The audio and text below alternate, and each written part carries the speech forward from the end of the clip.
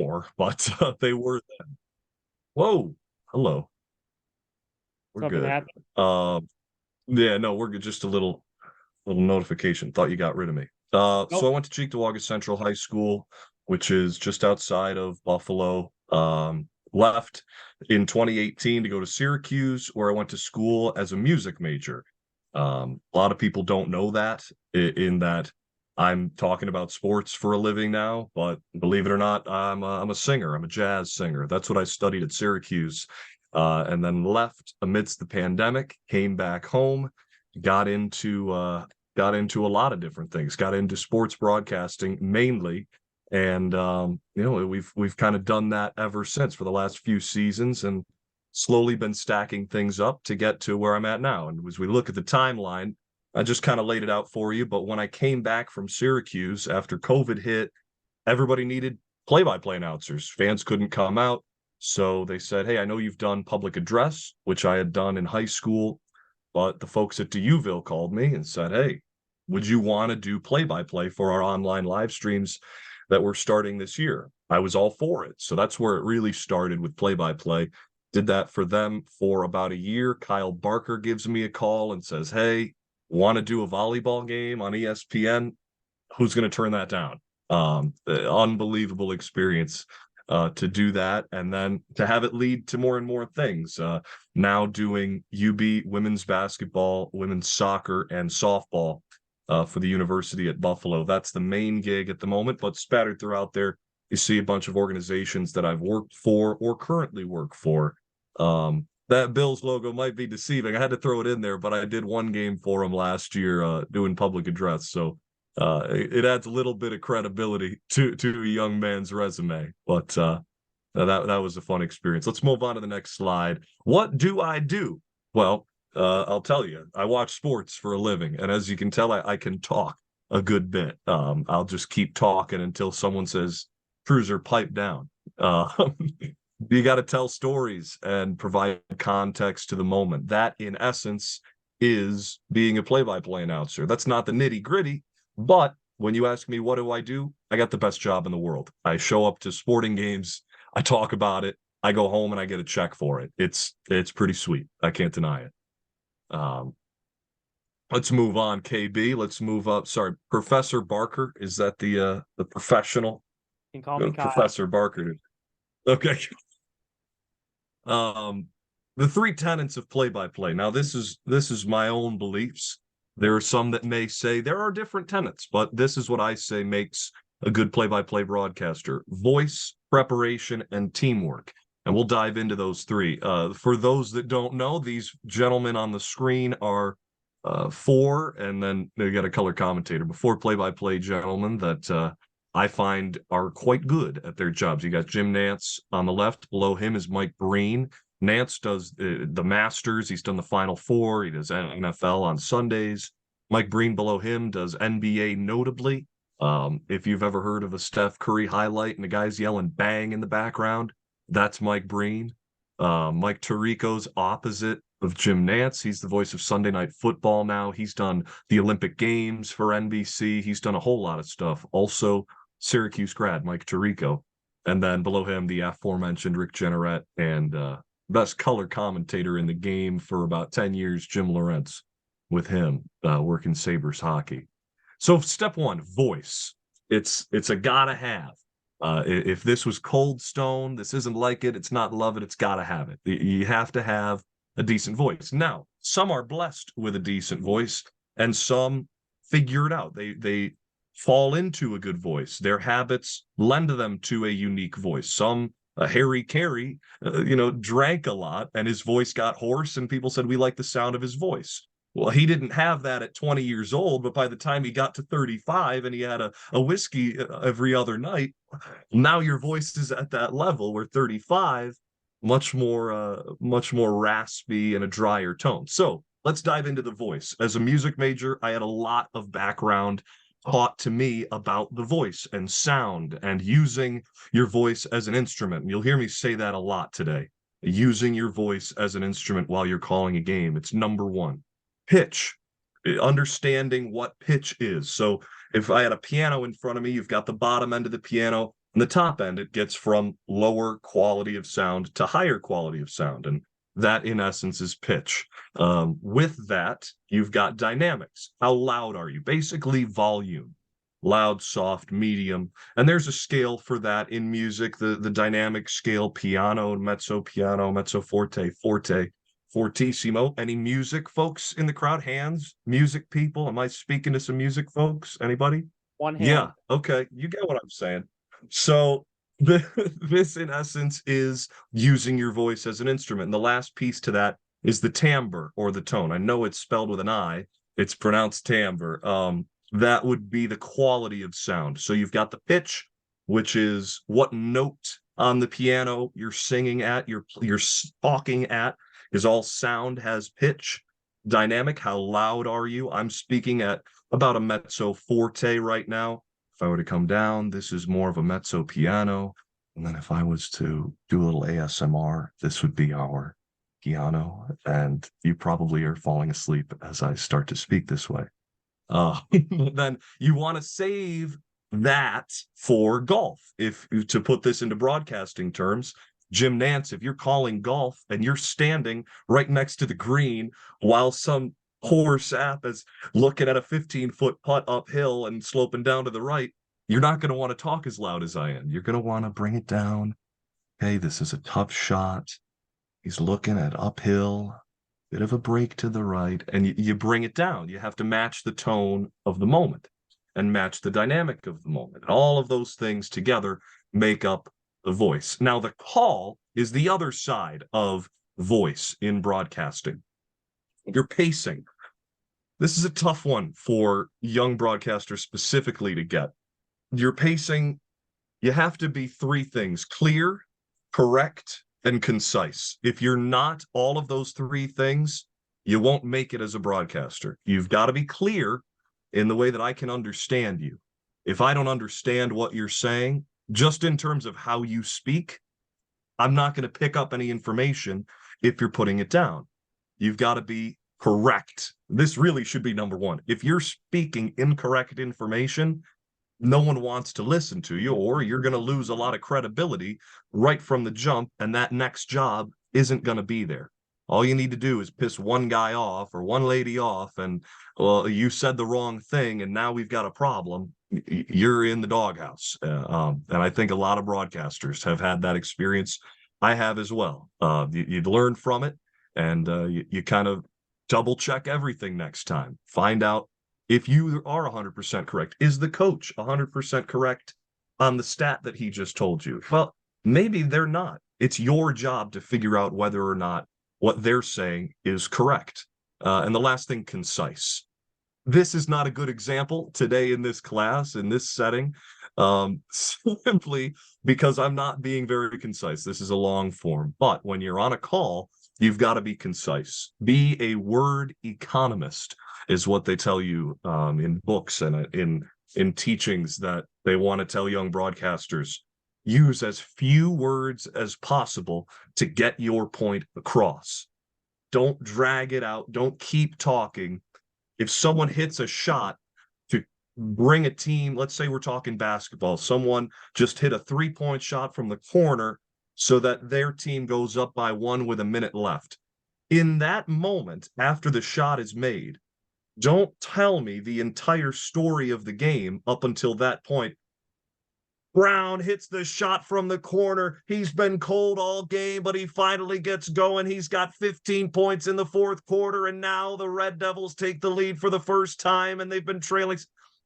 Shorten it. Please stop talking. Keep it short.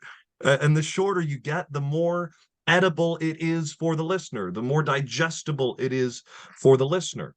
Clear, concise, correct. The 3 C's are most important. Now, the pacing in that comes kind of off of that, where the pacing is chew every single word, enjoy every syllable that you say. And this comes back to my theater background and my training at Syracuse, where, and I kid you not, for 1 week of classes at SU Drama, our professor gave us a paragraph to read every day for class, and you sat there for a half hour of the class every single day. and read that paragraph over and over and over until you could read it to an audience and every single syllable was enunciated correctly. You're not mishearing anything that I say if you bite off the words. If you say bite off the words, you'll hear what I'm talking about. You'll feel what I'm talking about. You have to enjoy the chewing of every single word that you say. It forces you to slow down. And that's a big key, especially for young broadcasters, is don't rush what you're saying. We're going to get the information one way or another. But if you hurry up and you talk really fast because the action that's happening in front of you is moving so quickly, specifically in hockey or horse racing or even like track and field, we're going to miss what you're saying because you're going so fast. Enjoy the pacing of it. Slow down, bite off the words. If you're a word economist and you follow that biting off the words in your pacing, you're in for a good one. Like I want to listen to you more.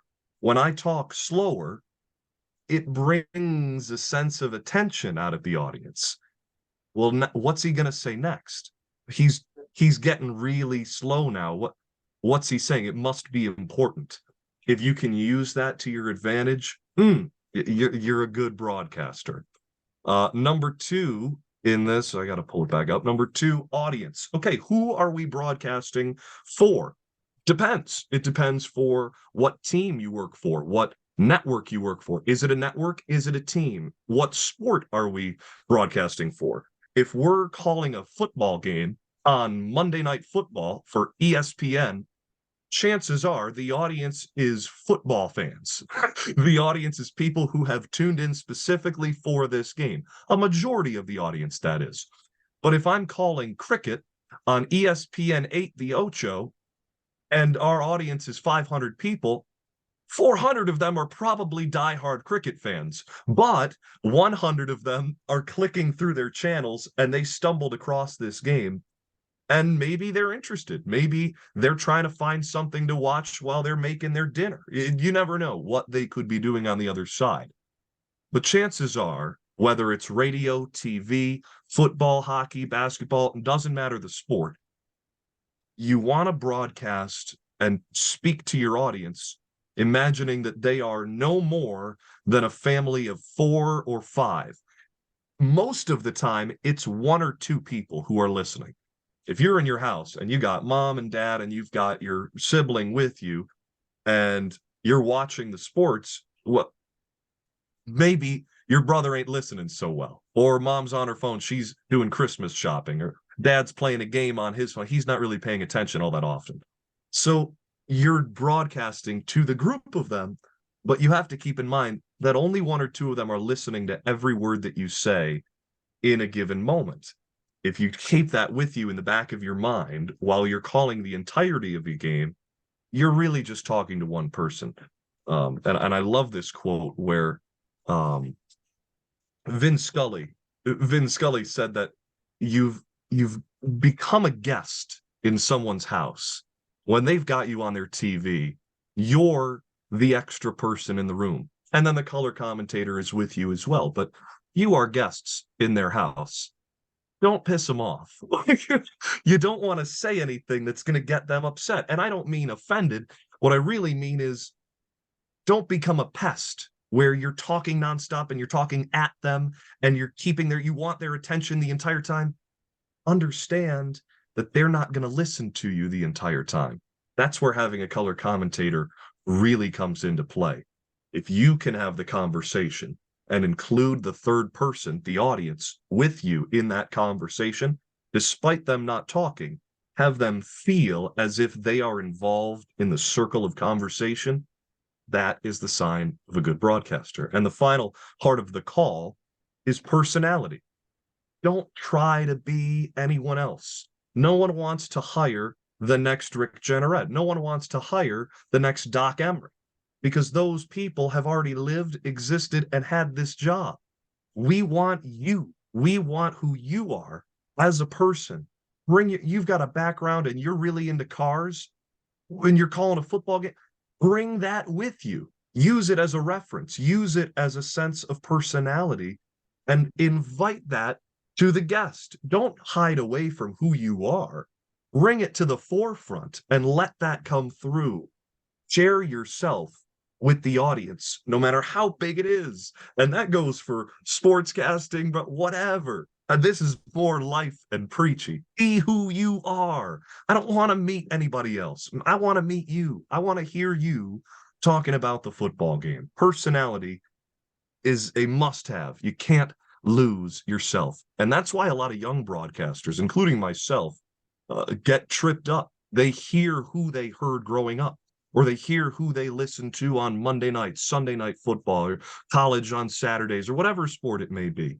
You hear those people and you go, oh, that was awesome. I want to sound like Kevin Harlan. Well, that you can't. He has his voice. He has his personality. You have to find yourself.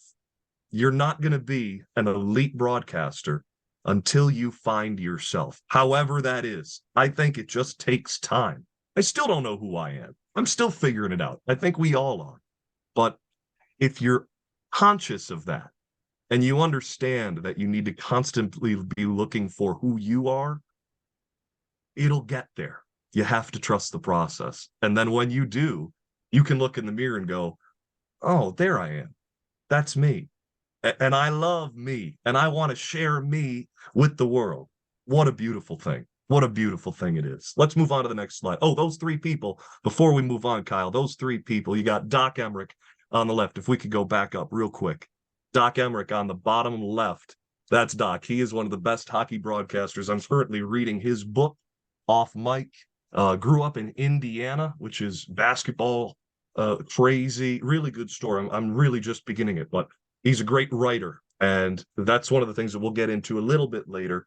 You've got to be a good writer to be a good sports broadcaster and a good play-by-play broadcaster. Doc Emrick is a great example of that. Above him is who I would consider the GOAT. This is Kevin Harlan. He is the best. You hear him, his weekends. Okay, this is nuts. So he goes from calling a football game on Saturday at the college level, say for CBS, to Sunday calling a football game at CBS at the 425 slot, to then working for Westwood One, the radio station, on Monday night, calling NFL football on the radio. And then Tuesday, he'll go and do a basketball game for college on CBS. But he's hired by the network and gets put out to all of these games. Just a grinder. And man, he's put all the time in necessary to get to where he is. He went to Kansas University. He was the voice of the Jayhawks football and basketball for a long time before getting the job with the Kansas City Chiefs. And then from there, the networks wanted him because if you hear his voice, you'll know, oh, I've heard this guy a million times. He's the voice of NBA 2K as well. Chances are, if you turn on a game, there's a good chance you'll find a broadcast with Kevin Harlan on it because he's nonstop work. And then all alone on the right is the GOAT of baseball broadcasting, and some will say overall, Vin Scully. Now that's a young Vin Scully, as shown by the black and white photo, but that's a young Vin Scully. He recently passed away as well, voice of the Los Angeles Dodgers. Now you want to talk about audience. I put him right next to pacing and audience for a reason. His pacing is second to none. Baseball takes extreme skill. You've got to be able to be a storyteller, and you've got to be able to hold an audience captive for 3 hours back in the day. I mean, baseball's getting quicker now with the new rules, but as recently as 3 years ago, average game time, 3 hours. How do you keep the audience interested for 3 hours? Vin Scully was the best at doing that, but his audience changed. Okay, so when he grew up in the New York area, he was working for the Brooklyn Dodgers, and that was a very diehard baseball fan base. They knew the game, they knew the stories. But then when the Dodgers moved from Brooklyn to Los Angeles, his audience changed drastically. And I don't just mean the people themselves. East Coast, West Coast, very different vibes. But his audience, in a baseball standpoint, changed. You went from people who knew the sport, knew the players, knew the stories, to people who had no idea any of the history. They don't know the game as well. They don't understand some of the rules. You're experimenting in teaching the game to a new audience. And Vin Scully did it in Los Angeles. Some may say, and I'll agree, he is the reason why baseball is so big out west. And some of you may be saying, well, baseball isn't that big. Well, okay, don't look at the Oakland Athletics, but the Dodgers just won a World Series recently. The Giants have been a powerhouse for a long time. Seattle's got a team. There's teams all over the West Coast. He was the first voice of a West Coast baseball team in the MLB's expansion and moving the Dodgers from East to West Coast. Do yourself a favor and listen to some old school Vin Scully. The way that he would teach the game, but not talk down to the audience, is unbelievable. It's a fine line to walk where you're trying to tell someone how, and you might experience this in your own lives where you've got a friend or someone who, I don't really watch football, but it's on for Thanksgiving. Now, what is a second down? What does that mean? It's a tough thing to do. Try to explain that without making them feel stupid. It's really tough. And Vin Scully was the best at teaching the game to a new audience and growing the game in doing that when he moved to Los Angeles. Now, some very nitpicky things. This is more so what I do not enjoy when I'm listening to a game and what I stay away from. First and foremost, the active present. Now, this is a little grammar lesson. And again, writing and English is a priority when you're broadcasting, staying in the active present. Now, if I'm watching a football game, and we'll just use the Bills as an example, and if the play-by-play guy says, Josh Allen looking in the pocket, rolling to his right, he's throwing, it's caught, touchdown, Diggs. Okay, that's fine. But what would be better is Allen in the pocket, takes the snap, looks, rolls to his right, throws on the run, caught, touchdown, Diggs. Very subtle difference, but it makes the world of difference to an above educated listener when you can hear the grammar is correct. Passes instead of passing. Well, passing is an indefinite article. It's nonstop. Passing can go on forever. I'm passing down the field. Well, when is it going to stop? But if I say passes, that's happening right now. He passes. Okay, I'm on the edge of my seat. He passes. He's looking. Okay, he's looking. He's constantly looking, but he looks right. I can see in my head if I'm listening on the radio, Josh looking to his right. I can see he looks right. He throws right. Caught, touched. It provides a deeper story in how you present it just by that little change from looking to looks, passes instead of passing. Double names. You'll hear this a lot in basketball and hockey, in games where there's a lot of passing and when possession changes a lot. If I say Tage Thompson crosses over the center ice line, passes to Tuck in over the blue line. And that little end of one sentence, Thompson passes to Tuck. Don't double name the guy. His name is Tuck. We understand that Tuck has the puck. He's got it on the left side. Okay, great.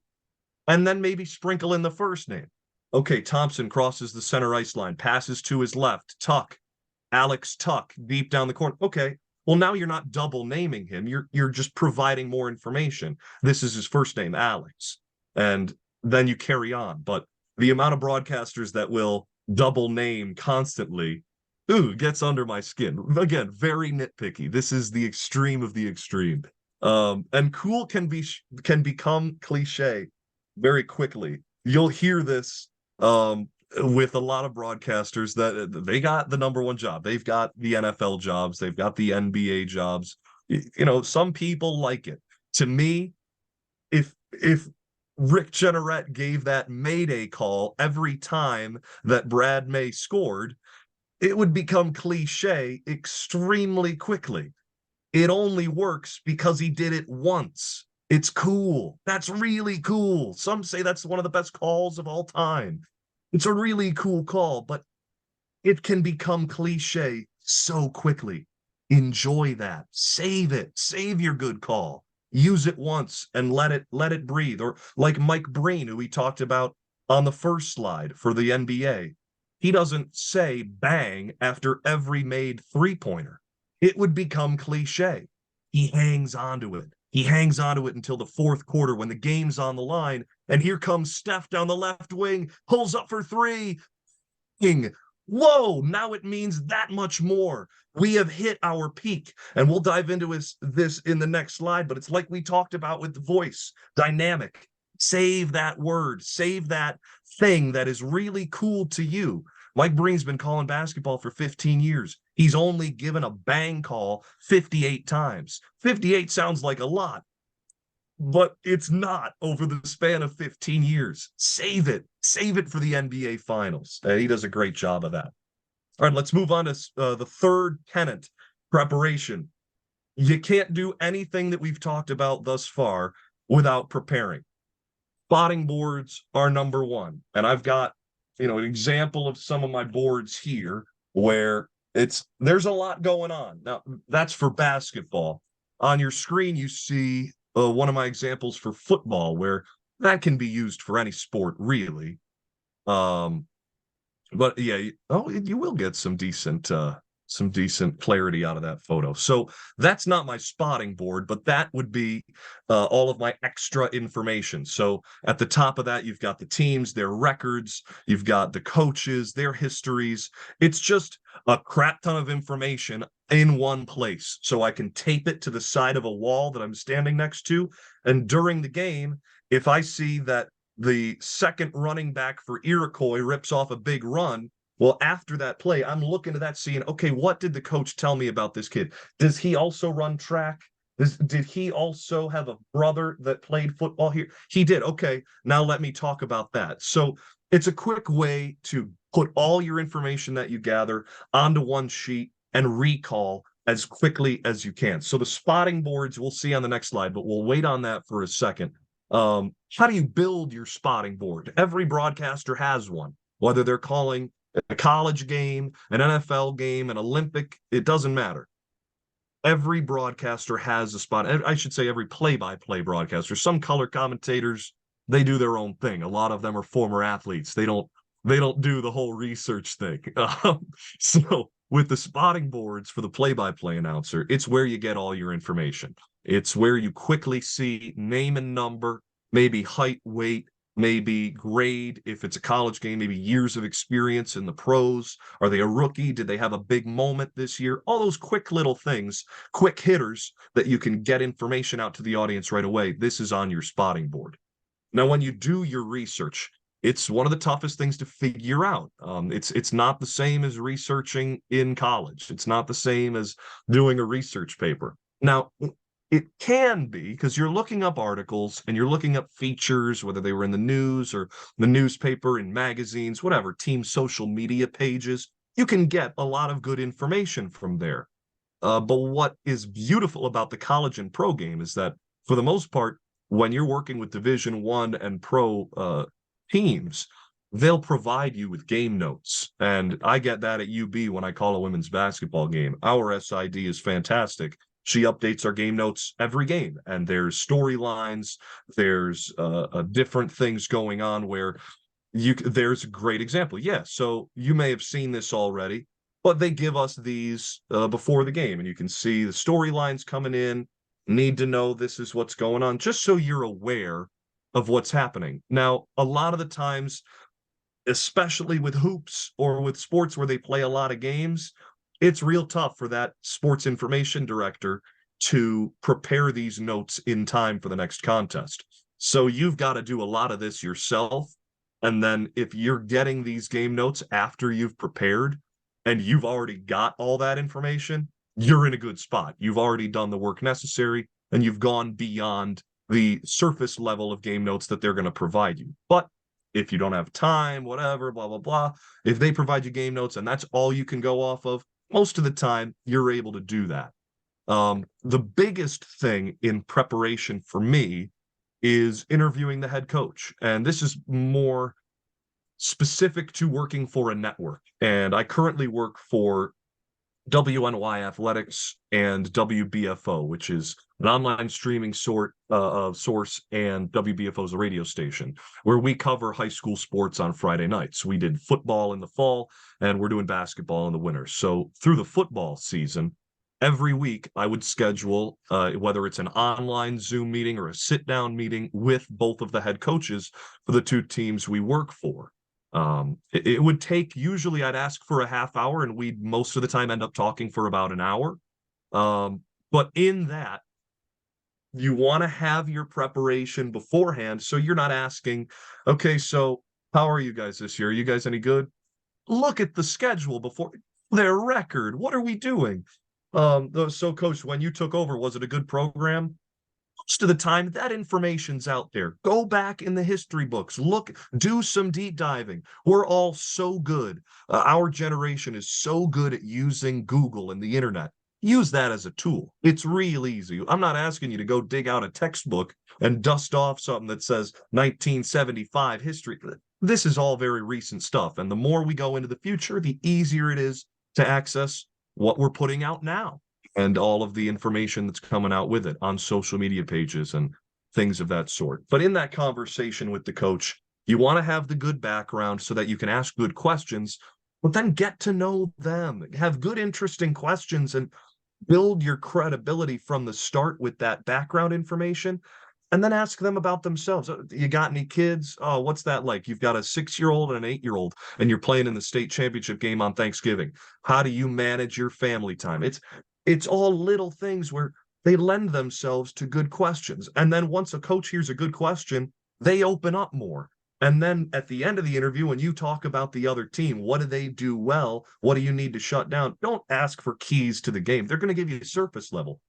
Find the story within the story. What's deeper in there? How many times have you played against a team that runs a 4-3 defense? What was that like earlier in the season, in week 3, when you played them? What trouble did that defense give your offense? Well, if you're given that deep of a question, chances are that coach is going to try to meet you somewhere in the middle. And that is where you get really good notes to share on the broadcast.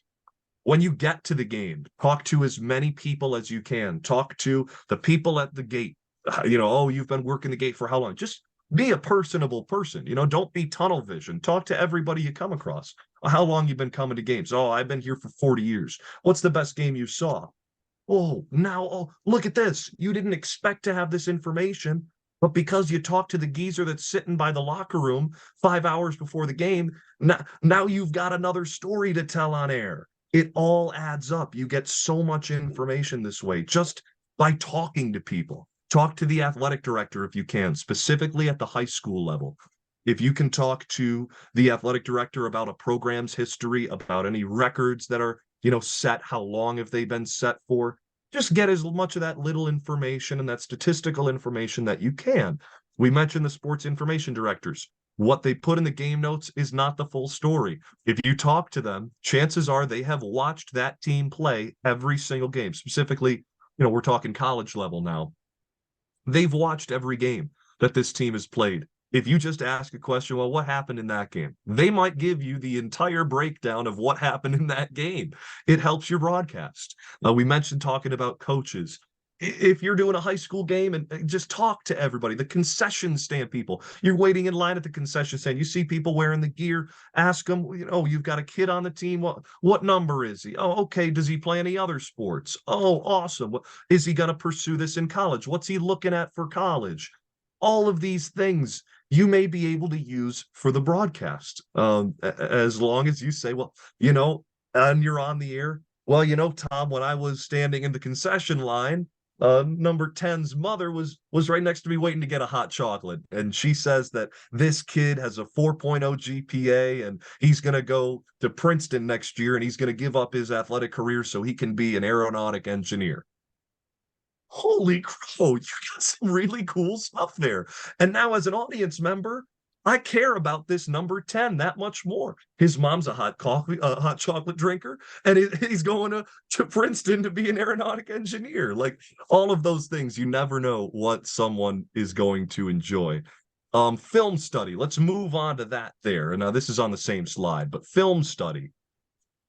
If you have time, this is all time permitting. And when you're a young broadcaster, and I can say from experience, you don't always have the time to watch the film of the opposition. If you're calling a network game, where network meaning you're covering both teams for the first time, you don't know either of these teams. You're not telling the story from either of those teams' perspectives. You're the network, you're CBS, and you're broadcasting Bills Jets. You have to appeal to both sides. A lot more research involved in network games, simply because you're not following one team. When you're following one team, those storylines you've seen unfold. But in that film study, just recognize the key players. What do they like to do? Pick up on different gear, different equipment, different hairstyles for basketball. How can I identify these players once they're on the field in a moment's notice? And then when you take that film study and you recognize who the players are, now put it into a Quizlet and memorize the key players. Who are the five main players in the game? Well, we've got the two quarterbacks, we've got the top receivers, the running backs, and then two or three standout defensive players. Those key players, and that's like 12 or 13 names. Not a lot. If you spend an hour with it during the course of the week, day before the game, spend a half hour with it. The day of the game, spend a half hour with it. Chances are you're going to be pretty quick in recognizing those names, and you're not going to be tripped up by it. When you're watching a game, the last thing you want to hear is, there's a throw by Josh Allen. What? Come on, we got to know who 17 is. Like, it's simple things like that where, as an audience member, it'll drive you crazy. So just get the names correct. Part of that film study is listen to how the broadcasters say that name. They might not always be correct. You can't have 100% trust in the prior broadcaster. That's where you talk to the SID. That's where you talk to the coach. At the high school level, you might be able to go right up to the kid during the warm-ups on the field and say, hey, 15, how do you say your last name? Trasminski? Okay, Trasminski. All right, Trasminski, have a good game. Now you know, but you're not going to upset his parents or the family or anybody. You're going to get the name right. What else is on the slide? Make a script. So for basketball specifically, each game that I call, I've got to hit certain advertisements. I'm going to try to dig this up real quick.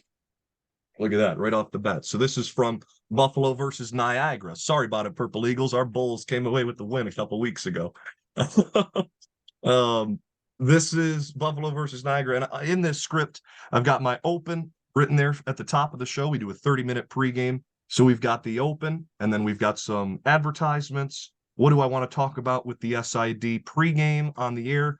All the bullet points there. We've got all these advertisements, and it's laid out in a way where once I go through it and the game has begun, out of timeouts, I don't have to flip through any paper. I know that this is the next advertisement I have to read. And I lay it out in a way that I think flows with the game. A longer advertisement, maybe I want to get it during halftime, or I don't have to rush it. Go back to what we said now about 20 minutes ago. Chew every syllable. If you're trying to speed through these advertisements as I'm speeding through this presentation, you're going to miss a lot of it. So stay on your feet. The script is helpful. Some people, it's a matter of opinion. Some people will say, don't write it out. You don't want to be scripted. And I'm not saying script the game. You can't script the game, despite what some may say with the NFL or certain things. There's no scripting. You've just got to be an improvisational artist and pick up on what you're seeing in a moment's notice. But when it comes to scripting, script out your breaks, script out your pre-games specifically. Your first impression as a human being is most important in any conversation. And this is just a conversation with the audience. So your first impression has to be clear, correct, and concise. Make sure it is. You can prep all week for your intro. Make sure it's clear, correct, and concise. Here's a look at one of my football spotting boards. This is for a high school game this past year. This is really a lot of stats in here. Quick things, because we already saw on the previous slide a lot more of the storyline aspects are on the other sheet. So this is quick where I can introduce the running back once he rips off a big 10-yard run in the first quarter, and I'm introducing him to the audience. So he's fourth in section 6 in rushing touchdowns with 19, and he's knocking on the door at another. I know that this guy's a heck of an athlete if I'm tuning in for the first time.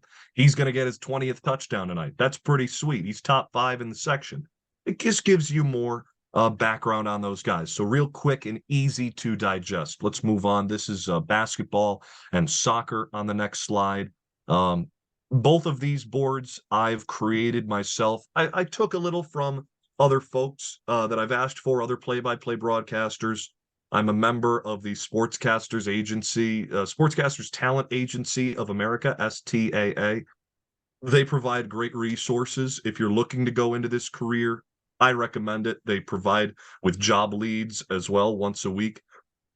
Excuse me, just getting reps of applying for jobs and going through job interviews, and they do talkbacks where you can submit your audio to the head of the agency, and they'll go through and review it and say, okay, we'll work on this, that's really good, keep that, don't use this too much, that'll be cliche, things like that. So they gave that template on the left there, the basketball thing. Originally, I want to say it was a lacrosse spotting board, but I took it, adapted it, molded it, and made it now my go-to basketball board, where I'll be using that exact board tomorrow at Stony, or Saturday at Stony Brook when UB plays the Seawolves. And again, it's quick information. Where are the quick one-liners? If number 4 gets in the game and she has a big time play, I can say that she played the saxophone in high school. No one knows that. But one of my good friends, Jesse Goldberg Strassler, who's the play-by-play voice of Central Michigan, he told me once, play-by-play is describing what's happening, and then when you sprinkle in that little extra information, you got to catch them off guard. That's the right hook. You knock them out with that extra information. You're looking at the information here. Boom, there comes the extra information you weren't ready for, and now you're blown away. Going, holy crow, this guy really did his research. Makes you that much more impressive. And on the right is the soccer board for UB soccer. Quick hitters, but soccer's much different call. It's long form. It's like baseball, so a lot of those are more drawn out on another sheet. Teamwork. This is a big tenet in sports broadcasting. Teamwork. Let's keep her moving here. How are we doing? Are we staying alive? Am I talking too fast? Can I get a gauge? Thumbs up or down? Thumbs up. Are we feeling okay? Thumbs are up. All right, let's go. It's almost December. I don't know about you guys, but I love the feeling of dusting off my car in the morning, taking a snow brush out there. It's great. So let's make it to December. I'm working with a color commentator. Key number 1: build a rapport. Go out to lunch. Go out to coffee. Get to know this person. I do it every time I get someone new to work with, and I've worked with a ton of different color commentators. Everyone's different. They're all people. You can't just use a cookie cutter. This is how play-by-play interacts with color commentary. It's not. The best duos are best friends, and they'll say it themselves. We showed Jim Lawrence and Rick Jenneret early on in the broadcast, in the presentation. Those two were best friends, and you could hear it when they were on the air because there's little inside jokes, and they're not necessarily poking fun at each other for a laugh, but there's little jabs of or I'll remember this, and it makes you laugh as a listener, even if you don't know exactly what they're talking about. It's the environment. Take us into that environment of two best friends hanging out on the couch and having a great time watching sports. If you can do that, you've done well. Understand the storylines. You two both have to know who's coming in hot, who's coming in cold, who's the MVP on this team. Just understand the storylines. This guy's coming off injury. So you're not saying anything as the play-by-play broadcaster where the color commentator is going, oh, I didn't know that. Well, you should both know that going in. The audience at home doesn't want to feel like this guy's a know-it-all. If you both know it all, well, then it's much more of an understanding of, well, they're the experts and I'm kind of consuming this information as they're telling it. But if you can play off each other in that information that you already gathered, that much better. Define your roles. This is the first thing that I do after getting to know someone when we're out for coffee. Defining roles right away. Okay, so you're going to be doing color commentary. I'm going to be the quarterback in the booth. I'm going to be the point guard. Let me run things. I'm going to handle everything. And don't worry, I'm going to dish you the rock. I'm going to hit you deep. I'm going to take care of you. Let me do my job. Well, what is my job? Who, what, where, and when. I need to do that while it's happening. Who, what, where, and when. And then as soon as the play is over, TV or radio, when you see a replay, tell me why. Why did that play happen? Why did that defense do that? Why was that play called in this situation? Answer all of the whys and how. How was this executed? How was this not what they wanted? How could this player have done that better? How did this guy get so wide open? That's your job as a color commentator. But don't start trying to tell me who, what, where, when after the play's already happened. That's not your job. I already did that. You handle the why and the how. Once you lay out those roles, it's much easier for the color commentator, especially if they're a former athlete, to just focus in on the why and how, because they're constantly then asking that in their own head while they're watching the play. Okay, now why did it? Okay, all right, why did he call a run here on 3rd and 10? Well, I don't know. And sometimes you don't have the answer, but okay, well, why? Now think from their perspective. Why would they have called a run on 3rd and 10? Well, maybe they think their best play to get 10 yards is to run this counter. Okay, well, that's the answer that we want on the broadcast. Well, how did that counter get stuffed? Well, the defense had 8 guys in the box and they weren't fooled. Easy, move on. Speaking of that, let's move on to the next slide. That's Joe Buck and Troy Aikman down there. I think Joe Buck is fantastic. I think he gets too much crap. The hourglass of storytelling. Now, this is my own little thing. Now, I hope you appreciate it. The hourglass of storytelling. Think of this as the game. You've got the entire game here. When you start the show, you've got all the sand in the top. You want to first hit your main storylines. This is the game has begun. So we did our intro and you flip that timer. The game has begun. First things first. What are the stakes? What are the stakes? What are the storylines coming into this game? Who's hot? Who's cold? I called Niagara volleyball against St. Peter's. The Peacocks had won 3 games in the last 3 seasons. We didn't harp on it the entire game, but at the top of the show, that's a main storyline. This team hasn't won very often. Niagara, red hot. They've got one of the best teams in the conference and an MVP hitter in the middle of their offense. You've got to get her the right. Okay, now we're talking main storylines. Get that out of the way right away, number one. And then allow the characters to introduce themselves to you. Don't force everything down my throat. If you are giving me all of the information like you're ramming, stop. Just slow down and let them tell the story. The game will tell the story for you.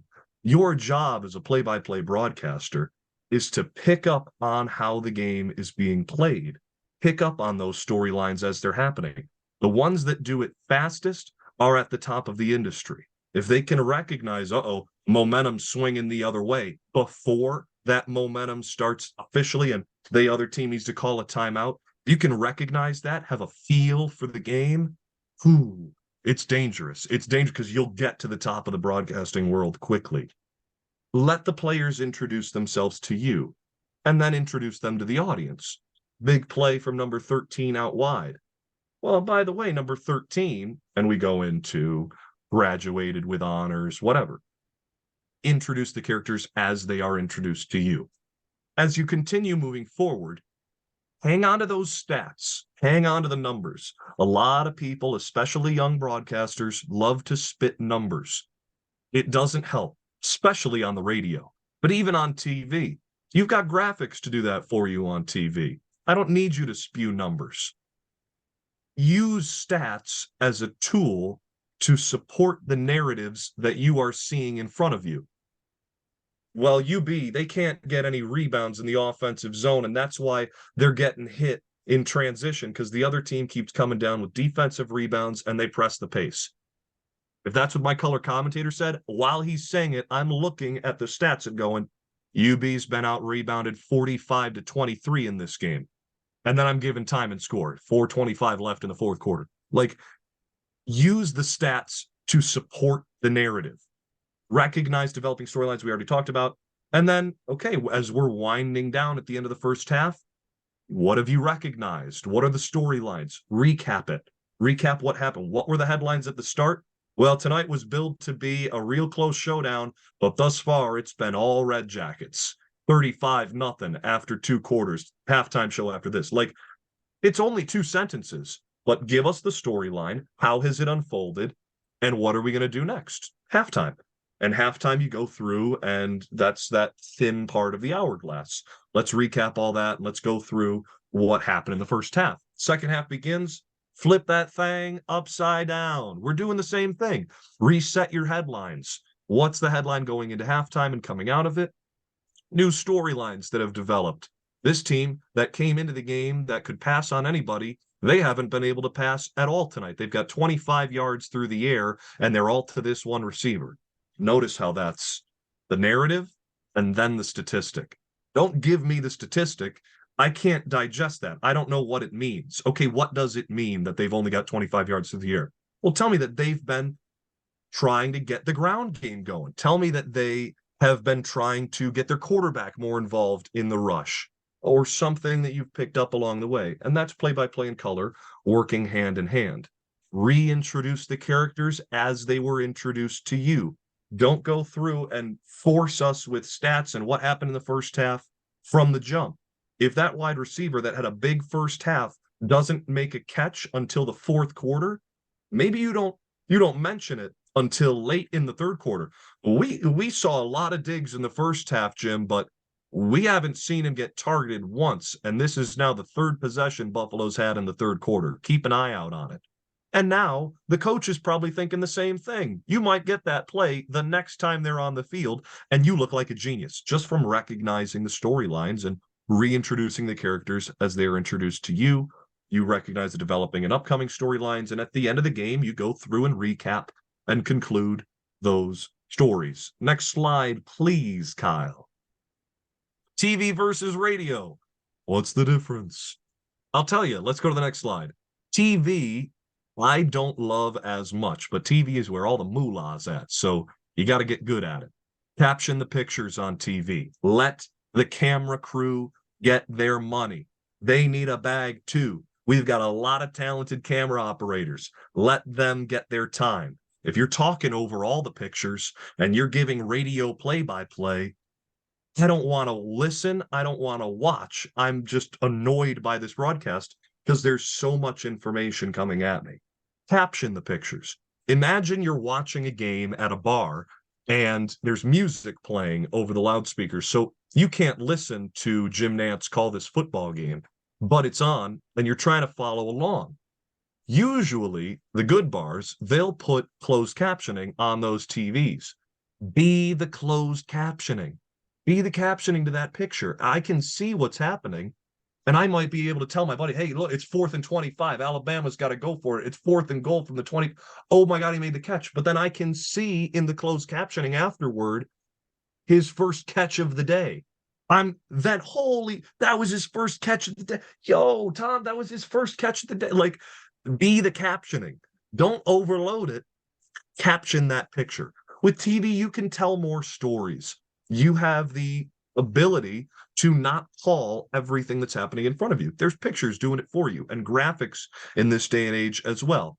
That has changed over time. In the 70s, when broadcasting was just in its infancy on TV, they were mostly radio broadcasters that were brought on television that were calling the game for an audience that just got their first TV. They didn't have graphics on them. There was no color. So you needed a little bit more description. These days, very little description. You've got everything for you. So much so that they've got the quarterback stats on the side of the TV while you're watching the game. Like, you don't even need to give that. It's unbelievable. Let the pictures, let the producers and the graphics department and the camera crew, let them do their job. Tell more stories. What can I not see? Tell me about that quarterback. Tell me a story about how when he was 12 years old, he became a quarterback because on his youth team, his coach had him line up in one line and everybody throw a football. He threw it the farthest.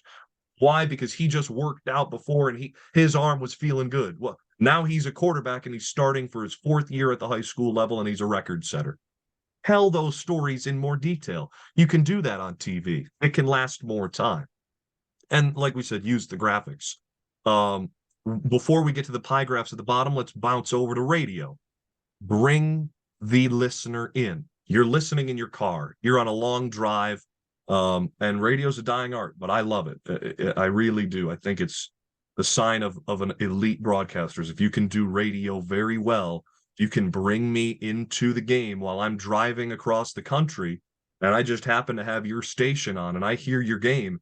Make me want to pull over and go into that game at halftime to watch the end of it because I'm so invested. You can do it. How do you do it? Describe everything from the crowd to the players to the coaches to who's at the table. What just happened over here? And there was a noise up there. I heard, what? Look at that. There's Tully the turtle is jumping up and down behind the backboard to distract the opposing player. That brings me into the game.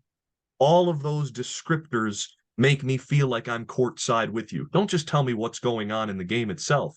Describe the environment. Bring me into the environment. That's why we love sports so much. The environment, the emotion, the feeling it gives you. Above all else, time and score. When I turn on a game on the radio, this is real. When I get out of a game that I call at Niagara and I want to drive home, say a Sunday afternoon volleyball game I called, I'm driving back down to Cheektowaga, I hear 45 minutes of a broadcast. Usually it's a Bills football game or any football game for that matter. If I turn on the radio and I don't hear the time and score, how much time is left and what's the score of the game for 15 minutes, I'm pissed off. I want to know who's winning. How much time is left? That's the number one thing. Why do we play sports? The winner scores more than the loser. It's the number one most important thing. Time and score, time and score. They say if you're saying time and score too much, if you feel like you're giving it too much, you're giving it just enough. Because after you say the time and score, you have to imagine as soon as you give 35-21, 5 minutes left in the second quarter, that timer starts counting because someone just tuned in as soon as you stopped saying the time and score. How long is it going to be until they hear the time and score again? Luckily, we've got Apple Watches. On my Apple Watch, I've got a timer of 3 minutes on there. So when I do a football game, every time I give the time and score, hit that timer again, 3 minutes, and then I wait. And maybe I give it during that 3 minutes. There's a break in the action. I give the time and score. That timer's still going. As soon as it goes off, next chance I have, give the time and score. Reset the stopwatch. Do it again. Vin Scully used to have an egg timer on his counter where he would just bring in, like a kitchen egg counter and 30 seconds even, a minute, 2 minutes, 3 minutes. But it should not be more than 3 minutes where someone turns on the game and doesn't hear the time score. It's got to be quick. Now, the pie graphs at the bottom of this graphic. This is who's talking the most, who is taking up the time on the air. If we could zoom in a little bit. Yeah, there we go. Oh, did I do that myself? Zoom in a little bit on those. You can see that the orange is the natural sound. You've got the play-by-play in teal and the color in the navy. For TV on the left, most of it is the color commentator. 50% is the color commentator talking. Play-by-play, you're really only talking about 30% because you're talking about what's happening, who, what, where, and when. The why and the how is most important. That's why the color commentator talks the most. But then 20% of the time, it sounds like a lot. It isn't. 20% of the time, you're sitting back and you're letting the pictures tell the story. Flip side, for radio, play-by-play is most important. Because when I tune into a game on the radio, time and score, yes. But then who, what, where, when. I need to know all those things. The why and the how becomes a little less important. I want to know who's got it, what team has it, what player has it, what's the score, what's the time, and what's happening in this moment. That's all play-by-play. Color then takes a bit of a back seat. 35% of the time, that color commentator's talking. Because in a fast-paced basketball game, you've only got maybe 7 words to get in between made baskets. A real great spin move down there from Jones. if you didn't mention it, that's all they can get a chance to say. Boom, the other team's got the ball and they're on a fast break going. We got to get to it. 5% of the time, natural sound for radio. And that's 5% throughout a 2.5 hour, 3 hour broadcast. It can't be too much. And we'll dive into now, Kyle, let's go into one of the clips I sent you. There's 2 clips. One of them is Vin Scully's call of this is a big home run. So let's start with, this one. Vin Scully. So we'll start at 6 minutes on this, and we'll go to, let's just listen in to Vin Scully call this home run in game 1 of the 1988 World Series. Now, this will give you a little bit of a taste, but this was on TV. Take it away. Well, Mike Davis, the tying run is at second base with 2 out. Now the Dodgers don't need the muscle of Gibson as much as a base hit. And on deck is the leadoff man, Steve Sax. 3-2.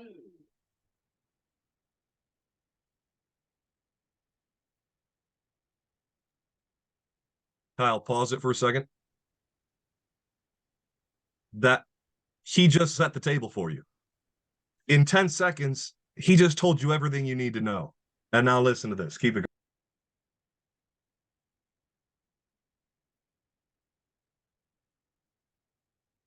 Sax waiting on deck. But the game right now is at the plate.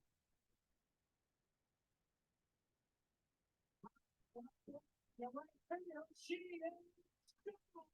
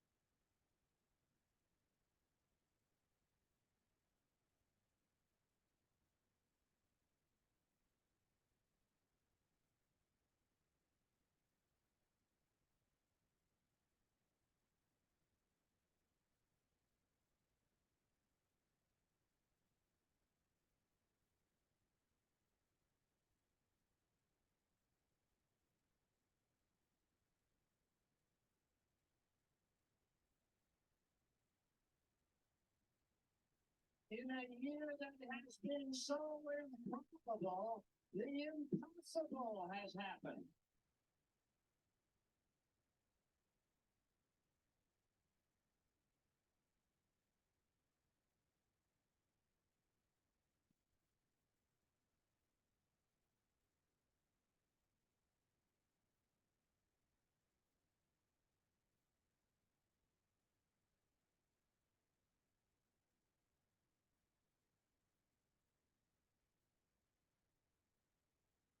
Now the only question was, could he make it around the base paths unassisted?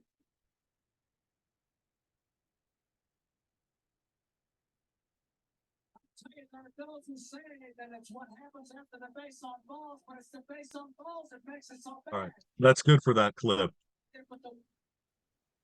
You can hear everything you need to hear. There's a 1.5 minutes of silence, not silence, natural sound, the crowd. That is so powerful. It's even more powerful when Vin Scully comes in after that 1.5 minutes with one of the most iconic lines in baseball history. In a year that have been so improbable, the impossible has happened. That guy, Gibson, was hurt. He was badly injured with his I think it was his hip. He couldn't barely swing a baseball bat. But with the game within 1 run, bottom of the 9th inning, they decided to bring him off the bench and give him a chance. And all of that emotion is displayed in those pictures. Him rounding the bases, and they say it after the replay. Could he make it around the bases? He did, and that fist bump is that much more electric. Everything about it is that much more awesome because no one's talking over it. They just shut up. It's the biggest thing. It is the most effective way of telling a story. Now, flip side of that, let's hear the difference of the radio call. This is Jack Buck. It's Joe Buck's father who was calling the radio broadcast of the same game, same moment, 6 minutes. And listen for the difference. It's pretty easy to hear. If Gibson can solve the Dennis Eckersley, who's played 45 games for the A's this year, is trying to save it for Dave Stewart. Dick Davis is second base with 2 out. Williams through to Gibson. Base hit with time. The home run would win it for the Dodgers. If Gibson gets on, Sykes comes up from the stretch. Time call by Gibson.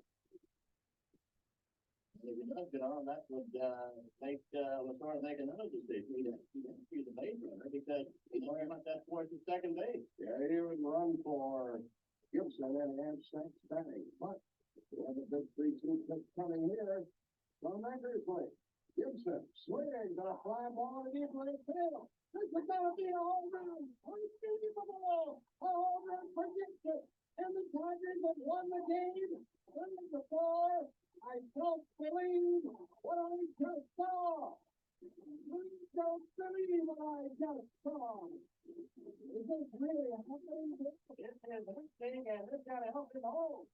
The third base coach held off the down after getting on his point, and all of the Dodgers are around home plate. I don't believe what I just saw.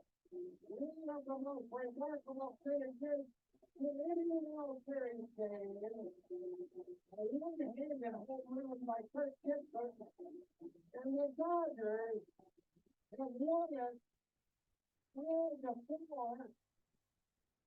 We have stood, Bill. I have seen a lot of the other critics in our sports, but this one might not. It was a moment that we have never seen before, and yeah, buddy, they're obviously done too, Jack, but they're gone. Look how all got their heads up. How can we do it? Kirk Gibson, Trans America salute you, and Trans America, the power of the pyramid, is working for you, folks. That's good, Kyle. I mean, that you hear the difference between TV and radio. Now, by a show of hands, who prefers the radio call? Put your hand up if you prefer the radio call. Not too many folks, if anybody. And what Vin Scully did was perfect for TV. But, and I honestly should have done a better job of that. We should have started with the radio call with your eyes closed, but regardless, we'll save that for the next class that comes in. We'll do it that way. If you're listening on the radio, that Jack Buck call was awesome. That was awesome. You're driving on the car, you're listening to your radio. Oh my God, deep fly to left right field. It's awesome. It's so good. It's such a good call. I don't believe what I just saw. It's an iconic line. So you can't fault either of them, but it's the difference in the mediums that is so important. Quickly, differences between sports. So football, you've got to hit your down distance yard line. This is more so geared toward radio. Football, down distance yard line. Time and score number 1. Then where are we on the football field? Down and distance. It's 3rd and 2 from the New Orleans 35. Okay, well, now I know. The Chargers had it at the 3rd and 2 from the 35. I know the situation. And there's really a set of 6 or 7 things that you have to do each play when you're calling football as a play-by-play announcer. Start of the play. Okay, down distance yard line. What formation are we in? Pistol formation, a receiver on each side. Okay, great. Now, listener knows what we're looking at on the field. The rest of this is time permitting. And we're getting a lot more time in the college game for radio like this than ever before. Because a lot of schools will have the signs on the sideline where the whole team will get to the spot, they'll get in the formation, and then they'll all look to the left or they'll look to the right to the sideline and see what the play call is once they're lined up. So you've got more time to then give key player location. Well, Diggs, for a pro example, Diggs is lined up at the top of the pistol formation on the far right side as the receiver. Call the play then. And, Josh takes the snap, looks to his left, looking, pump fakes, rolls to his right, throws on the run out of bounds, incomplete. As soon as that play is dead, give the upcoming down distance yard line. It'll be 2nd and 10 from the 20-yard line of Buffalo. That's just kind of flavor. And then, color commentary takes over. But it's all a rhythm thing. It's like you're playing jazz. It's all rhythm. You have a solo for a little bit, and then you pass it off to the drummer, and then they start pounding away for a couple bars. And okay, now the bassist comes in, and if you're working a 3-man booth, it's that much more free flowing, like a jazz trio. Basketball is very different, where it's fast pace, and those three below football are all similar. Fast pace. You can't get stuck behind the play. You've got to stay on top of it. How do you do that? Find the most interesting thing that's happening to your eyes. Most of the time, it's whoever has possession of the puck or the ball, or the horse that's leading in first in horse racing. Most of the time, it's the one thing that you're looking at. Don't force your eyes to look at something different to find something interesting. Just watch it as a fan. And if you see something away from the ball, say in basketball, if you see the forward come up to set a screen and the ball carrier doesn't use it, that's good information because it clears the lane. Now we know that there's a 7-foot forward atop the key and the guard didn't use the pick and roll. They went to the other side. Well, are they going to attack now? Now my mind starts working as a listener. That 7-footer still up top. That means there's some space down low. So say the most interesting thing that you see in those three specifically, especially hockey as well. Don't get caught up on something that happened behind the play unless it's a fight or something that's going to halt the play. Stay on top of the action. They move quicker than you realize. Word economy and staying on top of the play will keep you in a good rhythm. And horse racing I've never done it. Man, it is tough. I can only imagine. Because you're calling, there's 8, the Derby, what is it, like 10 different horses that are running 16, 12 horse. A lot of horses are running the Kentucky Derby. And you've got to keep track of all of them. And after that first turn, you've got to give who's in first, second, third, fourth, fifth. And you've got to have those memorized by their color. You can't be looking down at a sheet, looking at what horse is in what spot, trying to go through, all right, number 2 is Magic Strike, and then 14, okay. We don't have time. It's the fastest 2 minutes in sports. You got to go. You got to hurry up. That's where the preparation comes into play. Baseball, much more slow, so much slower. You've got to just draw it out. Keep the viewer entertained. You've got to have so many stories to tell or topics to talk about. It doesn't always have to be baseball. And we're in Kansas City today, and last night, I was out at this bar and blah, blah, blah. Now we're telling a story. It doesn't have to be a baseball story. Just keep the audience engaged. Golf is very similar, but golf is much more narrative of the individual. Same as swimming. I didn't put that on the slide, but you could put it there as well. Golf and swim, where I don't care about any of these people tuning in for the first time. What are you going to say that's going to make me care about this golfer? Why should I care about Xander Hovland? Why? He's got an X in his first name. Great. I might care about him because of that. He's good in Scrabble. But besides that, I don't know anything about this guy. Tell me his story. Why should I care about how he does today? Soccer, again, same sort of thing in the baseball, golf, swim category, where soccer's slower. We're waiting for action. There's usually 1, maybe 2 goals scored in a game. If there's 3 goals in a game, we got a good one. That's a lot of action. So it's finding that pace. It's having a feel for the game. And that's why you find a lot of people that are good broadcasters played the sport at some point in their life, but they understood the sport from a young age and you don't have to understand it from a young age. I shouldn't say that, because you can pick up a sport and get a feel for the pace as you watch it. I've found that in basketball. I didn't grow up watching basketball, but as you start to watch it more and more, you get a feel for the pace. All right. Last thing, really, before we dive into questions, and it's already been almost an hour and a half, so I want to get you guys out of here ahead of schedule. How do we get to the top? Well, how to get to the top is a tough question. I'm asking myself that every day. I'm 24 years old, and I don't know. It's a constant battle. Whether you're in this class to do a similar thing in sports, or it's something else that you have a passion for in life. I think all of these things will relate to that, and you've got to have a passion for it. If you want to get to the top of anything in your life, you have to have a passion for it. Therefore, you have to find your passion first. It took me a while. Hand up. Took me a long time to find my passion. I thought it was sports broadcasting when I was in middle school, when I went to the athletic director at the high school and said, and he was like, no, you can't do that. But then I did anyway, and now here we are. But you find your passion young, and then it might take you down a weird path. I went to school for music because I thought that was my passion. I love to sing, love making music, being in a choir, being on a stage with a jazz trio behind me and crooning like Frank Sinatra. I love it. Oh, I can't wait until the next time I get on stage.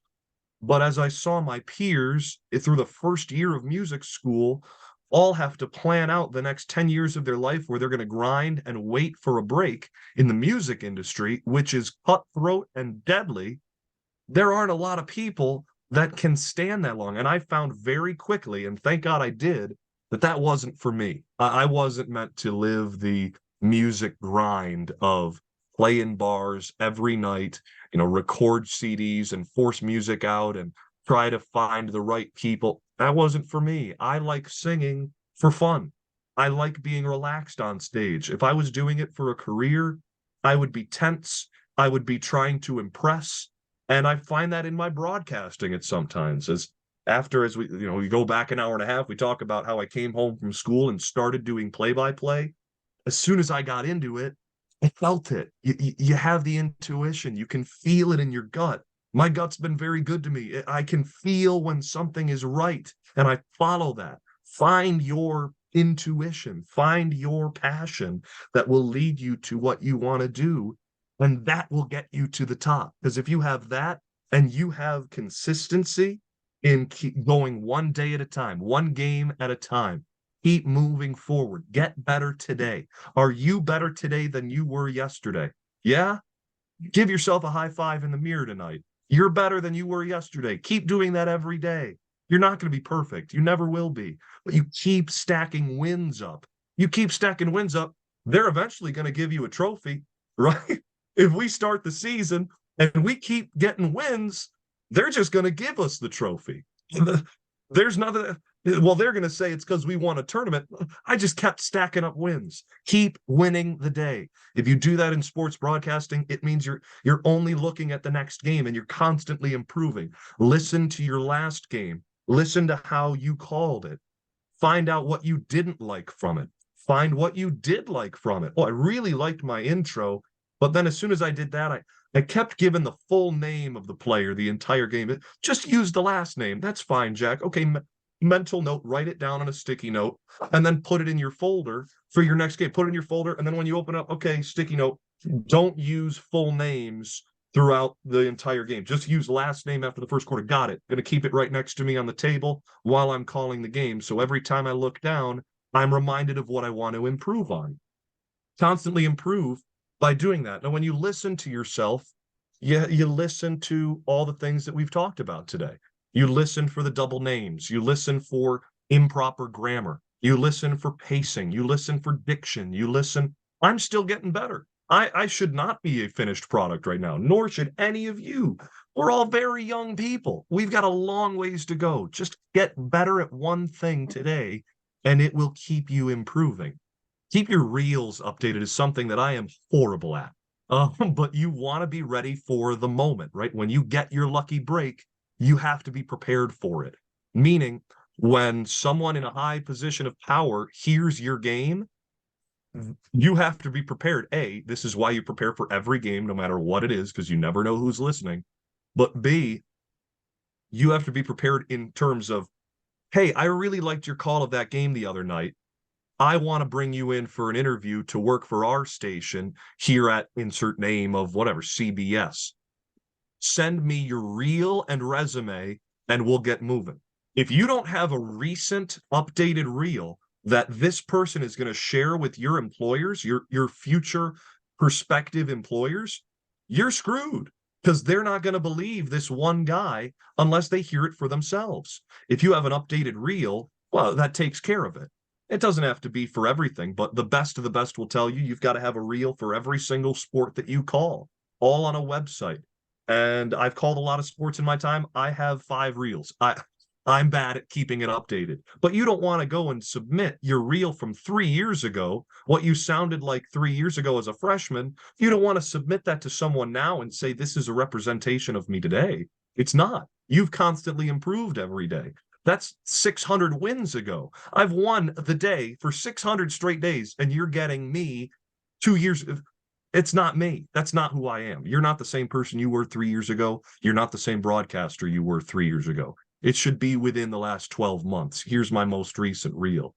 Last thing, bring a positive vibe. I hope I've done that here today at your class. I know I've spoke for 90 minutes and it's a lot of listening.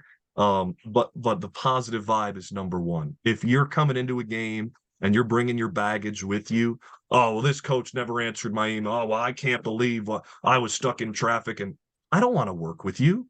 Whether I'm a camera operator, a person back in the studio running the ones and twos producing, whether I'm directing, whether I'm your color commentator, whether I'm just the public address announcer asking you for pronunciations. If you give me a good vibe, sweet. You give everybody a good vibe, it'll work out for you. And that good vibe will come back to you. And I don't want to get all preachy on energy and spreading it into the universe and it will come back to you. But I genuinely believe that if you're nice to everybody, opportunities will come up to you. People will say, Jack, you're the luckiest man in the world. I can't believe how you got to where you got so quickly. And A, it's not all sunshine and roses. There's a lot of bad stuff. But B, you create your own luck. I'm lucky, yes, in that I have a voice that I can do what I love to do with. I'm lucky that I have this voice. I am lucky that the right people have heard my voice do the right things. But behind those two things are the training I've put into my voice through music school, through vocal health, through everything I do to maintain the sound of my voice, and then the preparation for every game. Yeah, it sounds good. I understand you enjoyed the call. You don't understand all of the things that this class has just talked about for the last 90 minutes. All of that went into what you heard for 2 minutes on Saturday and said, oh, well, he's got a nice voice. It ain't just the voice, my friend. It ain't just the voice. It's everything else underneath that. But if you do that extra work, if you do all those things and you bring a positive vibe, you can get to the top of any industry. This isn't just sports broadcasting. Do all the little things, consistently stack wins, and be nice. Be a positive vibe. You'll get to the top. That's it. We'll skip the next slide. I said listen to this, but we already showed those clips. So let's open it up for questions, if there are any. We got one, yeah. What was the agency you mentioned of? He asked what the agency was, Jack, that you're a part of. Yeah. So it's Sportscasters Talent Agency of America. If you go to STAA, yep, just search that up. STAA, Sportscasters Talent Agency of America. Oh, it was right there. Keep scroll down. Oh, it's right Here it there. is. My bad. You're good. That's it. So it's a paid thing. I'm not getting paid any money to send you to this thing, but it's a paid subscription, really. They got me opportunities where I was able to go to Georgia to call the NAIA Softball World Series last year because I saw in an ad posting, they do job leads every week in an email, just, hey, this person is hiring for this gig. Here's the pay. Sign up for it. And I did. And it's not sign up. I mean, it's apply, but it's application experience.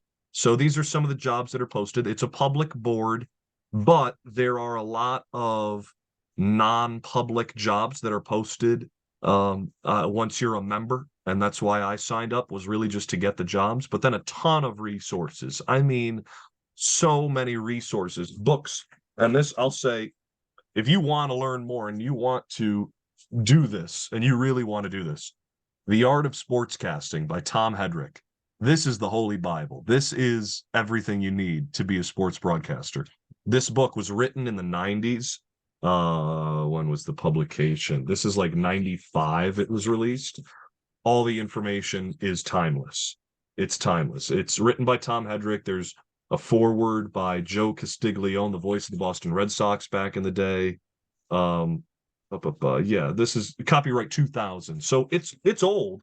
Some of the language is dated. You know, you're not bringing your tape recorder to games and listening back on your cassette tape. Everything's much easier. And even the way that they describe prepping and clip your newspaper clippings and all that, keep it tucked away in a file cabinet. Like, well, we're a little better than that these days, but all of the basics are the same, and it covers everything. I mean, everything we talked about, and then so much more with quotes from all of the broadcasters that I talked about today, and so many more that I didn't get to. Yeah, STAA really, and that's where I found out about the book, which really changed the perspective of the job. So definitely recommend STAA. Other questions?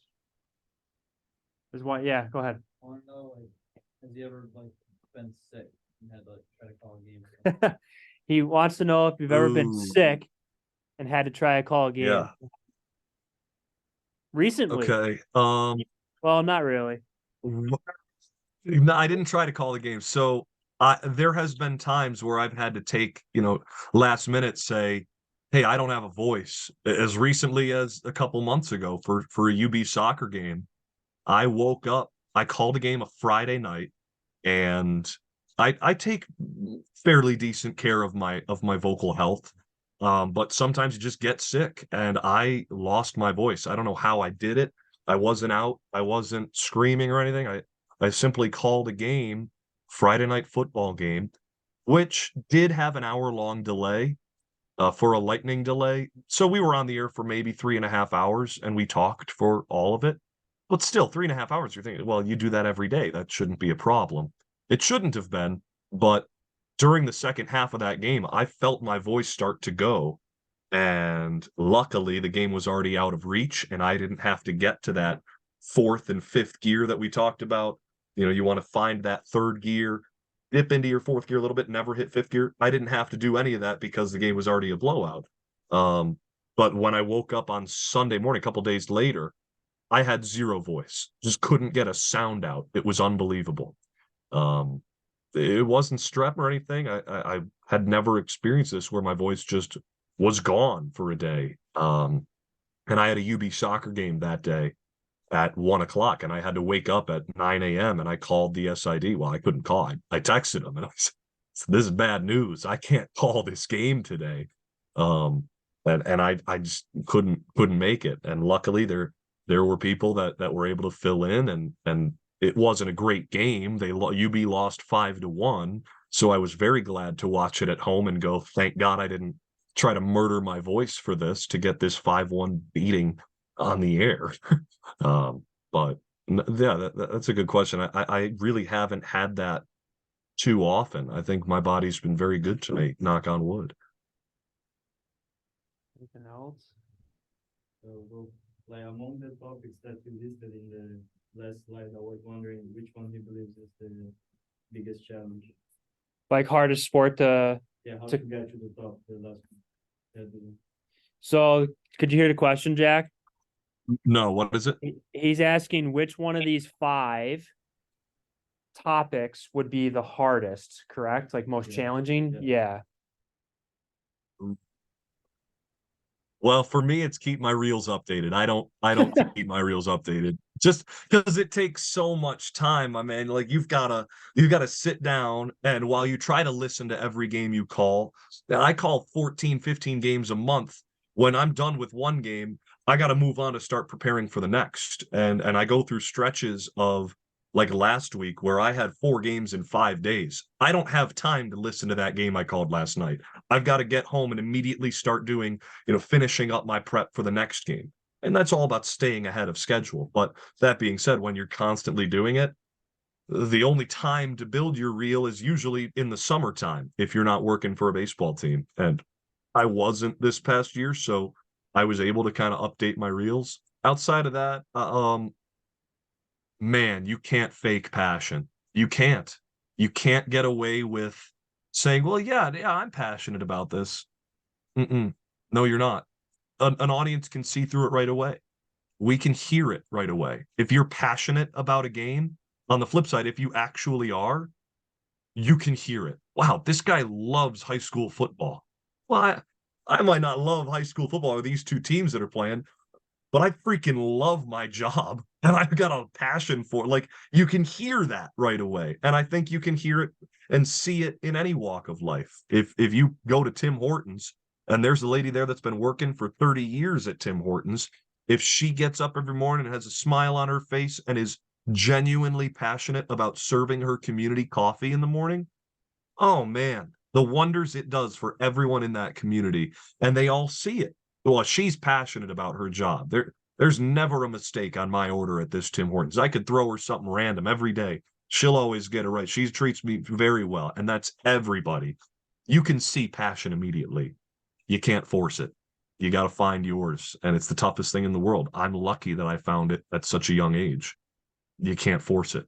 And when you do, I believe that the universe will tell you in ways of omens and signs and things happening in your life, that's not for you. You know, Syracuse, well, we have to pull financial aid because of blah blah. Okay, that's everything around me telling me this isn't where I'm meant to be. I got to go home. There's something for me there, whether it's to be with my family or something. The universe is telling me I got to get out of here. This isn't for me. And I think if you listen to those signs, if you follow that voice or those omens, it'll lead you to your passion, but you can't fake it. So that's the toughest thing for a lot of people that find a job like broadcasting and say, I want to do that. If you don't have a passion for it, I'm sorry, but you're not going to make it. I got two. Unless you got another one, go ahead. Yeah.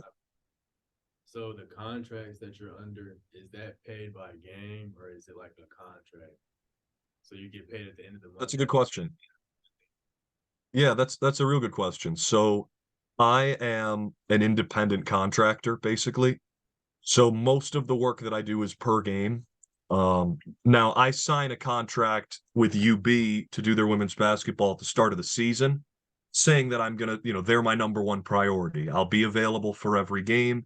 And within that, we negotiate my price. Now, I'm not paid by the university at Buffalo. The rights to the game, the radio rights to the game, are owned by this company called Learfield. And they own all of the college basketball rights, basically, in America. They hire the broadcaster with help from the school. So I had to go through an interview process with the director of broadcasting at UB at the time was someone else than it is now. It doesn't matter. I got the job and they can't get rid of me. But it's per game through Learfield, where they tell me this is your per game rate and it includes per diem for road games, and they'll cover some travel expenses. If you can't fly with the team and you've got to get out there, you've got a game the night before, they'll work with you and cover those things. But you have to submit an invoice. Really, whenever you could submit an invoice after every game. I usually wait, depending on the time of year or my other jobs, how often they pay me. You'll find that a lot of, specifically universities, that take their time in paying their employees that are not full-time or part-time workers, and that's the way of the world. What are you It's trying tough, to but say? you got to fight. Well, there's some universities that wear purple and white and that take their time. No, it's fine. It's honestly more common than it's not. But through Learfield is how I get paid for UB basketball, and that's the most common of contracts in college athletics, at least. Yeah. Anything else? What else you got? I got two for you. So I'll start with All the right, first. Barks. How many games did this gonna sound like a crazy question? How many games did you call by yourself that no one listened to before you started with an actual on air? Because everyone practices if they're gonna start. Well, some may say I'm still calling games that no one listens to. UB women's basketball, they're the best team at the University of Buffalo, but you kind of tell yourself that every game. Well, no one's listening. It's okay. If you got stage fright or something like that. But no, Kyle, that's a good question. So personally, I went to a sports broadcasting camp when I was 13 years old in Columbus, Ohio, and I was the only one there that wasn't from Columbus, Ohio. The purpose of it was, to give kids a chance to meet other kids interested in sportscasting and stuff. I was also the only one there that eventually took it seriously. I follow all those kids. We're friends online and stuff, and I see what they're doing with their lives now, and ain't nobody else in sports broadcasting. So but when I was there, we learned all the real base. I'm like 12 years old, so really basic stuff. But we went to a Columbus Clippers game, a baseball team, and at the AAA level, and we sat in the outfield with a tape recorder. I've got it somewhere in this desk, a tape recorder, and we called the baseball game with a color commentator. And we just practiced the things that we had worked on that week. In hindsight, it wasn't the best practice because we didn't prepare for the game at all. We just kind of got the rosters and said, all right, go call a baseball game on the radio. It's like, it's really difficult. Like, you're giving a 12-year-old a microphone and saying, have fun. And it was a lot of fun, but that was really the only game that I called before Deauville after the pandemic. Like, genuinely. Now, I should say I did public address work from the time I was 12 years old. I went to that broadcasting camp, and the summer, like that fall, is when I went to the AD and started doing public address announcing at Cheektowaga. So I had 8-9 years of public address reps, of just getting better, understanding that side of the industry, which we didn't talk about at all. A lot of differences between that and play-by-play, but there are a lot of similarities where you're calling the game. What has happened? Who has scored? What's the score? How much time is left? Things like that. So I didn't specifically sit down and call games, like, mute the TV and call it myself. I had Rick Jenneret calling the games I watched. I didn't want to mute Rick Jenneret. I want to mute his replacement a lot of times now, but I don't call the games. I never called the games from my own house. I know people that do, and a lot of young broadcasters will do that. But the toughest thing is calling it without sound, because if you're not listening to the crowd, we mentioned so many times today, the crowd is a third of the broadcast. So to call it by yourself, muted, that is really tough. The other one I got is someone listens to you today, has never called a game before, steps to call their first game. And then the second part of that is, what's a realistic timeline? Because it's not going to happen overnight. Damn right. Okay, first question first. So what are the steps they've got to gain? Can I ask follow-up? How much Sure. time do they have until this game? 1 month. They've got a month to prepare for this game. They've got no other games until then. It's their first. It's just how to get to their first game. If they, Okay. a week, a Yeah, month, yeah. whatever Okay, so it may be. you've got your How do you first start? ever broadcast coming up. First ever broadcast coming up. Well, find an outfit. You got to look good, feel good, sound good. I'm a firm believer in that. First things first, get a good tie, get a good suit coat, get a nice dress, something, look good, look real good. And prepare. It's the preparation. You've got to take the time to build your spotting board, build your script, build your matchup outline, that Pioneer Iroquois game we showed earlier. Find information that will raise the eyebrows of the listener, and then hang on to it. Don't use it right away. Save it for the third quarter. Save it for the second set, late in the second set. I would say that the number one thing is prepare, is research, prepare. And then the game will take care of itself. Like, you'll be fine once you get on air if you're prepared. You want to sound confident, concise, and clear? Or you're confident, correct, and clear? Well, you get that through the preparation. If you prepare well enough and you're fully ready for anything to happen in the game, because you've got a note somewhere on your board on everything that could happen, you'll be fine. And then just take a deep breath before the game. Go in a corner and meditate somewhere. Take 5 minutes to just feel the energy of the room and settle yourself in. Don't try to be bigger than you are. Don't try to be someone who you're not. Find your space in that building and bring the audience with you. If you prepare, you can do that. Anything else, guys? Jack, that was awesome. Thank you. Sweet. Thanks, y'all. Oh, I round of appreciate the applause time. too. Wow. Thank Thanks. you. No, this is a lot of fun. I had a lot of fun preparing this. Thanks for listening to my voice for an hour and a half. Back to your regularly scheduled programming. All right, I'll be in touch with you. All right. Thanks, Kyle. Thanks again, everyone. I really appreciate your attentiveness. I really do. Thank you. Thanks. I'll give you some right. dates for camera work. Kyle, you're married. You just got married. Oh, Goodbye, Jack. hey, congratulations to Kyle Barker on his marriage. How about a round of applause? Thanks. Thanks, Jack. All right, I'm leaving.